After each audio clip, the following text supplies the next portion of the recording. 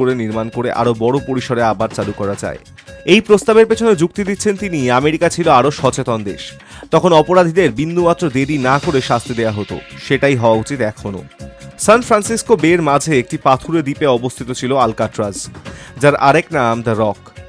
1934 থেকে 1963 পর্যন্ত যুক্তরাষ্ট্রের কুখ্যাত সব বন্দীদের ঠাঁই ছিল এখানে, যেমন আল কাপোন, মেশিন গান, কোলি এবং বার্ডম্যান অফ আলকাট্রাজ রবার্ট স্ট্রাউট। জেলটি বন্ধ হয় 1963 সালে, কোনো জেল ভাঙার ঘটনার জন্য নয়, বরং চড়া রক্ষণাবেক্ষণের খরচের কারণে। মার্কিন সরকার জানায় এই জেল চালাতে 3 গুণ বেশি খরচ হতো। তবে 1962 সালের গ্রেট এসকেপ আজও কিংবদন্তি।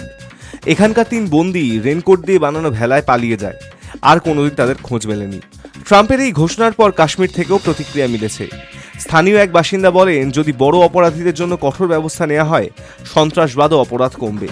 এমন পদক্ষেপকেই আমরা সমর্থন করি। কাশ্মীরের এক প্রাক্তন পুলিশ অফিসার বলেন, এ ধরনের বার্তা আন্তর্জাতিক অপরাধ ও চরমপন্থার বিরুদ্ধে একটা শক্ত সংকেত পাঠায়। এই ঘোষণাকে অনেকেই ট্রাম্পের শক্ত আইন শৃঙ্খলার প্রচারের কৌশল বলেই ব্যাখ্যা করছেন। তবে প্রশ্ন উঠছে, আলকাট্রাজ কি আধুনিক যুগের উপযোগী করে গড়ে তোলা সম্ভব? Hi news network.